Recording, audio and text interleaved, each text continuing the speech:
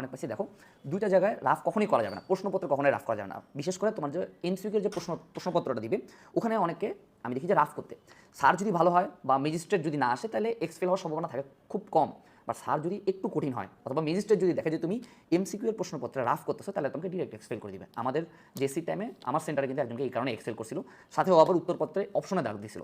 So MCQ এর question paper, CQ এর question paper, কোনো কোয়েশ্চেন পেপারে আমরা রাফ করবো না, ইভেন উত্তরপত্র কোনো দাগ দিব না, অর্থাৎ যে এমসিকিউর যে অপশনগুলো আছে এগুলো তো কোনো দাগ দেওয়া যাবে না। সো আমরা তাহলে রাফটা কোথায় করবো? আমাদেরকে সৃজনশীল লেখার জন্য যে খাতাটা দিবে না ওটা সবার পেজে যাবা, উপরে হেডলাইন লিখে দিবা রাফ, দেন ওখানে তুমি দুনিয়া যত রাফ করতে চাও করো, দেন পরীক্ষা শেষে ওটা সুন্দর মতো একটা লাইন দিয়ে কাট দিবা, কোনো ক্ষতি নেই। সো খেয়াল রাখবা কখনোই প্রশ্নপত্রে রাফ করতে যাবা না। এরপর পয়েন্ট হলো যে নীল কালার ইউজ করার ট্রাই করো। দেখো নীল কালার অনেকে ইউজ করে আবার অনেকে ইউজ করে না, বাট আমাদের যে এক্সামিনার আছে যে খাতা কাটবে তোমার, উনি যদি দেখে যে তুমি নীল কালার ইউজ করছো তাহলে তোমার জন্য ওখানে একটা পজিটিভ একটা ইমেজ ক্রিয়েট হয় তোমার জন্য যে না এই ছেলেটা আসলে তার পরীক্ষা নিয়ে একটু সিনসিয়ার। সো পরীক্ষার হলে যদি পসিবল হয় তাহলে নীল কালি ইউজ করবা, এটা আমি ইনকারেজ